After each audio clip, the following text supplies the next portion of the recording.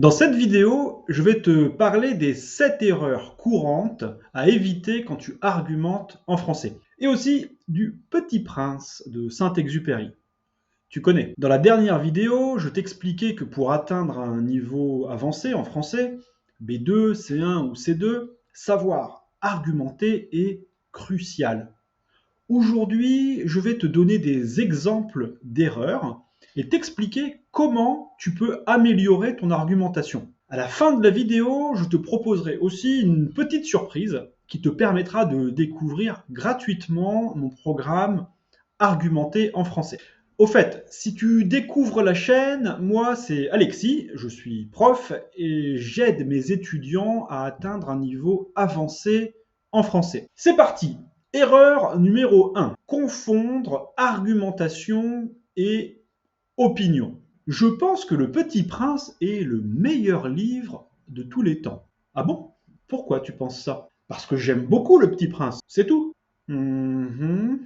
La première erreur à éviter est de confondre argumentation et opinion. Quand tu exprimes ton opinion, tu dis juste ce que tu penses, sans donner de justification. Par exemple, dire « Je pense que Le Petit Prince est le meilleur livre de tous les temps », c'est une opinion. Pour convaincre quelqu'un, tu vas devoir argumenter, c'est-à-dire justifier ton opinion avec des raisons, des exemples. Pour résumer, opinion plus justification, et éventuellement plus exemple, cela donne un argument. Je te propose une réponse améliorée. Je pense que Le Petit Prince est le meilleur livre de tous les temps parce qu'il aborde des thèmes universels comme l'amitié, l'amour et la perte à travers une histoire simple mais profonde.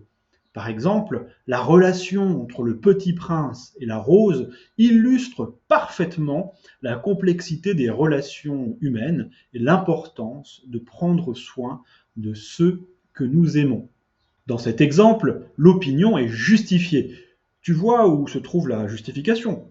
Oui, c'est cette partie. Il aborde des thèmes universels comme l'amitié, l'amour et la perte à travers une histoire simple mais profonde. Donc, avec cette justification, l'exemple, cela forme un argument. Erreur numéro 2. Manque de structure dans l'argumentation. Alors, Le Petit Prince, c'est super parce que y a des dessins, c'est une histoire intéressante. Là, c'est une erreur que peuvent commettre des étudiants qui doivent par exemple présenter un exposé pour le DELF B2 ou le DALF C1. Même si, évidemment, il est peu probable que l'on vous demande de faire un exposé sur Le Petit Prince quand vous passerez le DELF ou le DALF. Dans tous les cas, l'idée est que si tu présentes plusieurs arguments, une argumentation, donc, tu dois avoir une structure claire et bien organisée. Et cela rend ton discours plus fluide et plus percutant. Je te propose une réponse améliorée. Pour commencer, Le Petit Prince est un livre qui charme par sa simplicité et ses illustrations délicates. Ensuite, l'histoire aborde des thèmes profonds comme l'amitié et la quête de sens. Enfin, la conclusion nous laisse avec une leçon universelle sur l'importance des relations humaines et de la responsabilité. Là, on voit bien les différents arguments. Il y a une progression, le charme des dessins, puis la profondeur des thèmes, et enfin la leçon morale universelle. Bien sûr, il faudrait développer, illustrer chaque argument, mais tu vois bien l'idée. Erreur numéro 3. Utiliser des arguments faibles ou non pertinents. Je pense que Le Petit Prince est le meilleur livre de tous les temps parce que il est court et facile à lire. Quand tu sélectionnes un argument, essaie d'imaginer ce que pourrait te répondre quelqu'un qui n'est pas d'accord avec toi. Ici, pourquoi l'argument n'est pas très solide, pas très convaincant? Le souci, c'est que si Le Petit Prince est le meilleur livre du monde parce qu'il est court et facile à lire, eh bien, un livre plus court ou plus facile à lire devrait être encore meilleur. Le fait que ce soit court ou facile à lire, bon, en fait, je ne sais pas si c'est si facile à lire, Le Petit Prince. Dis-moi ce que tu en penses en commentaire. Donc, le fait que ce soit court et facile à lire, c'est pas très lié à la qualité. Il n'y a pas de relation logique. Donc, tu comprends pourquoi c'est mieux, par exemple, de parler plutôt de la profondeur des thèmes abordés, de l'impact universel de l'histoire du Petit Prince. Ce sont des arguments plus solides. Par exemple, tu pourrais dire Le Petit Prince est le meilleur livre de tous les temps parce qu'il aborde des questions philosophiques profondes de manière accessible. À travers ses rencontres avec différents personnages, le Petit Prince explore la nature humaine, la solitude, l'amitié et l'amour, ce qui le rend pertinent pour les lecteurs de tous âges. Erreur numéro 4. Négliger les connecteurs logiques. Quelle version tu préfères? Les dessins naïfs du Petit Prince sont universels. Ou, malgré leur côté naïf, les dessins du Petit Prince réussissent à diffuser un message profond auprès de lecteurs de tous âges. En effet, les représentations visuelles rendent concrets et touchants des thèmes profonds comme l'amitié, l'amour et la perte.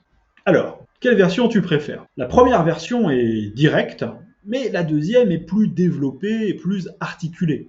Avec malgré et en effet, ton argument est plus fluide, structuré et convaincant.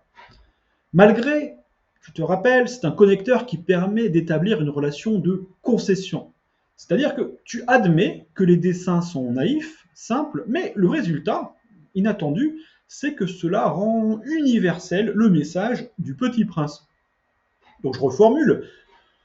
Ok, les dessins sont naïfs, mais c'est positif, car cela rend le message universel.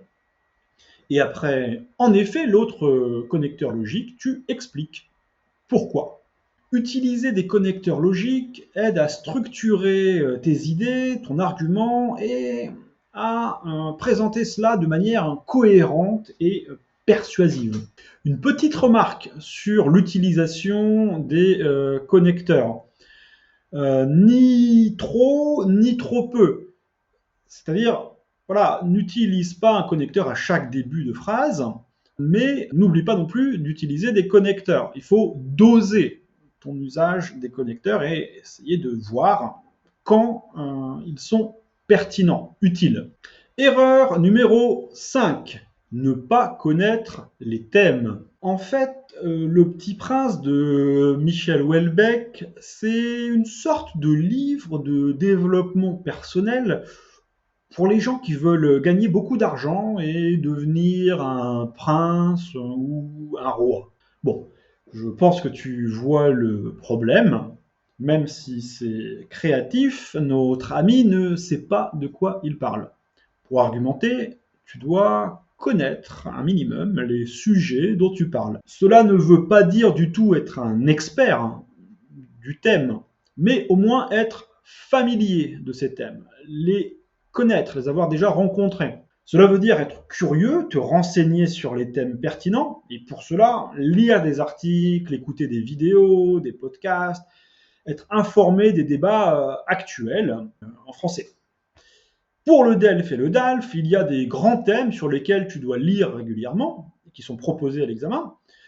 Le travail, la santé, l'environnement, les nouvelles technologies, l'éducation. Alors, je ne vais pas développer en détail les thèmes classiques pour le B2 et le C1, car je vais faire une vidéo la semaine prochaine sur ce thème. Erreur numéro 6. Le manque de variété linguistique. Le Petit Prince, c'est bien. L'histoire est bien, les personnages sont bien, les dessins sont bien aussi. Que tu passes le DELF, le DALF ou que tu discutes avec tes amis français, je te conseille d'essayer consciemment de varier les structures et le vocabulaire que tu utilises. Le conditionnel, le passif, l'impératif, le subjonctif, le gérondif, ils sont au service de ton argumentation. Tu peux aussi de temps en temps parsemer ton argumentation d'une ou deux expressions idiomatiques. Ce sera la cerise sur le gâteau. Expression idiomatique. Autre chose, quand tu peux, évite les termes passe-partout. Ce sont des verbes comme dire, faire, être, qu'on peut remplacer par un équivalent plus précis. Ou des adjectifs. Ici, bien est utilisé 3 fois. Bon, d'ailleurs, c'est un adverbe, bien, mais qui remplace souvent l'adjectif bon à l'oral. C'est une faute assez courante, mais qui est tolérée. L'essentiel, donc, c'est de varier les structures que tu utilises. Et pour cela, pas de secret, je te recommande de t'entraîner consciemment. Exerce-toi, entraîne-toi. Il y a plein d'exercices, évidemment, sur Internet. Google est définitivement ton ami. Ou tu peux aussi refaire les quiz que je propose régulièrement. Une réponse améliorée. Le Petit Prince est un livre remarquable. Il faut que tu le lises. Si ce chef-d'œuvre n'existait pas, il faudrait l'inventer. L'histoire m'a captivé et les personnages sont finement dessinés. On pourrait dire que chaque page est une leçon de vie. Grâce à la profondeur des thèmes abordés, cet ouvrage est devenu intemporel. Tu vois, c'est plus varié. Par exemple, je n'ai utilisé le mot livre qu'une seule fois, puis j'ai mobilisé des synonymes. Ouvrage, ce chef-d'œuvre. Alors, bien sûr, tu peux utiliser le mot livre, ce n'est pas interdit, mais essaie de varier. Tu remarques qu'il y a aussi différents modes, indicatif, conditionnel, subjonctif, et un connecteur logique, grâce à. Erreur numéro 7. Ne pas donner d'exemple. Ce qui fait le charme du Petit Prince, ce sont les dessins naïfs. Je suis convaincu qu'ils rendent l'histoire et les personnages encore plus touchants et universels. Alors, c'est pas mal, c'est bien dit, mais ça pourrait être encore mieux. Dans ce passage, dans cet argument, il y a une structure pour mettre en valeur l'idée. Ce qui se sont, c'est très bien. L'opinion est bien introduite. Je suis convaincu que super. Mais il manque un petit quelque chose. Je te propose donc une version améliorée. Ce qui fait le charme du Petit Prince, ce sont les dessins naïfs. Je suis convaincu qu'ils rendent l'histoire et les personnages encore plus touchants et universels. Par exemple, le célèbre dessin de l'éléphant dans le bois, bien que simple, est une illustration géniale et émouvante de la puissance de l'imagination. Est-ce que tu sens comment cet exemple enrichit l'argument? L'argument devient plus concret. La personne qui écoute ou lit ton argument peut se rappeler de ce dessin et se dire « Ah oui, tiens, c'est vrai ça ». Tu n'es pas obligé de donner un exemple pour chaque argument que tu utilises. Mais je te conseille d'en donner le plus souvent possible. Ils rendent ton argumentation plus vivante. Voilà, ce sont 7 erreurs à éviter quand tu argumentes en français. Bien sûr, il y a sûrement d'autres erreurs, mais tout le monde aime le chiffre 7 et je voulais limiter la durée de cette vidéo. Pour résumer, ne confonds pas argumentation et opinion, structure bien ton argumentation, surtout si tu passes le DELF ou le DALF, utilise des arguments solides, n'oublie pas les connecteurs logiques, renseigne-toi sur les thèmes, varie tes structures et ton vocabulaire et pense aux exemples. Et surtout, pratique régulièrement. Et ça, cela aurait pu être la 8e erreur, ne pas pratiquer. Pour progresser et atteindre un niveau vraiment avancé en français, tu dois savoir argumenter. C'était l'objet de ma précédente vidéo. Et pour savoir argumenter, tu dois pratiquer. Justement, si tu veux pratiquer, si tu veux aller plus loin et devenir un pro de l'argumentation en français, je t'invite à découvrir gratuitement mon programme Argumenter en français. Dans le programme complet, je te fais pratiquer l'argumentation à l'oral sur WhatsApp avec moi. C'est moi qui propose un feedback sur les arguments que tu développes. Pendant 3 semaines, tu réponds à des questions d'argumentation ciblées qui vont te guider pas à pas pour améliorer à chaque fois tes messages d'argumentation. Et je donne un feedback détaillé, personnalisé à chaque message que tu me laisses. Pour essayer gratuitement pendant une journée mon programme, inscris-toi au cercle de français avancé. Le lien est dans la description. Les 25, 26 et 27 juin, je proposerai aux membres un extrait gratuit de mon programme. Dépêche-toi, les places sont limitées. À bientôt sur WhatsApp.